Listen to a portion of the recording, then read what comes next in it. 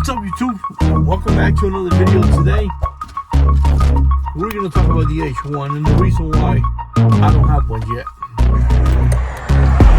I wanted to make today's video outside somewhere, but the weather, as you can see, it's not the best today, so we're going to go inside.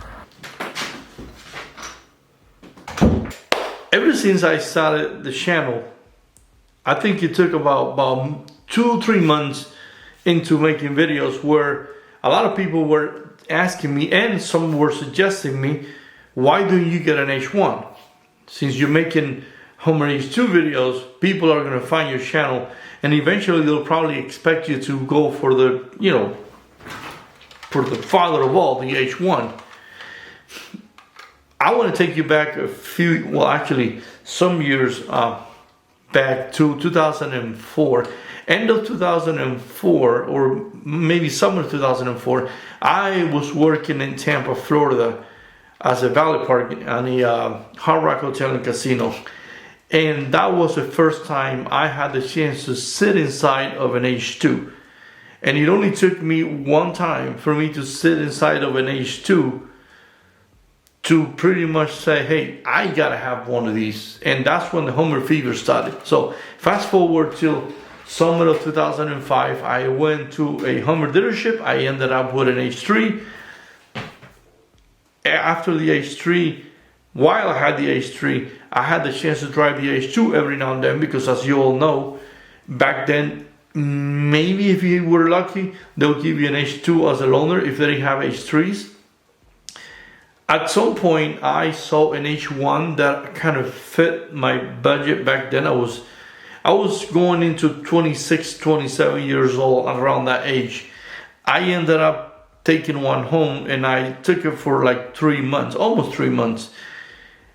That H1 taught me a lot on what's the cost of keeping an H1, the maintenance, potential problems that the H1 could run, I could run into owning the H1, especially since it was going to be my daily driver. At the time, the H3 wasn't my only vehicle.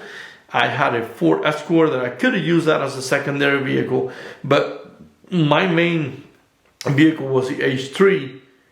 So when I got into the H1, if I were to say, I'm going to forget any other vehicle, I'm going to focus on the H1, I would have been putting more miles on that H1. And again, like I just mentioned, I started hanging out with a lot of H1 owners, and they pretty much schooled me through everything. So if this is going to be your only vehicle, you're young, you tend to probably travel a lot, and I was right. I was living in Pennsylvania at the time, and I'll see myself going into New Jersey, into New York on the weekends. If you live on that area, you know that can turn into a long commute. So that was going to put me in a situation where I was going to see maintenance time get shorter, instead of not putting too many miles on the H1 and then having the luxury to wait till probably next year to do something that will probably take me maybe 3 months if you daily drive it. So because of what I learned at the time, when I started this YouTube channel, I decided to go with the name Daily Driven H2. I said I probably have enough content to create with the H2. And it only took me probably around 4 or 5 months to realize that that wasn't going to be the case. If you follow automotive channels, a lot of people think that the reason why some of these guys and girls switch back and forward to vehicles is to show off or something like that. That's not the reason why. The reason why some of these guys switch back and forward to so many vehicles is because there's only so much you could do with certain cars. Now, if I were to go ahead and get an H1 to make YouTube videos, number one, it'll put me in a situation where I have to be committed to a car loan. I have to pay insurance on it, and all the maintenance that comes with it. In the case of the H2, I don't have to go through that. The H2, it's paid for, and all I have to do is money on insurance. Again, if I were to get an H1 right now, or even back then, I'll say a year and a half or 2 years ago, it wouldn't make any sense at all. because again, the videos, even if I were to make videos H1 and H2 related, it wasn't going to cover for me to justify buying the truck. And then on top of that, around the same time, 5-6 months into making the videos, I quickly realized that I was kind of like wanting to expand into other vehicles. Like right now, if you've been watching my videos for the last 3 months, you probably see me switching back and forward from Tesla to Hummer videos, because I want to expand. I don't want to focus just on Hummer videos, and that pretty much explains the reason why I haven't got into an H1. I just simply cannot justify it at all, and it won't make sense, because it'll make me be more committed to making Hummer videos only when, again, I want to reach a bigger audience. I wanted to switch it up, but in a month from now, you'll probably see me making more videos with my son's Nissan GTR, which is a vehicle that we wanted to make more videos, but because of timing and a bunch of other stuff, we haven't been able to make more videos with that vehicle. Again, I want to expand outside of the Hummer YouTube content. I'm not gonna change the name of the channel. I'm gonna leave it like that no matter what.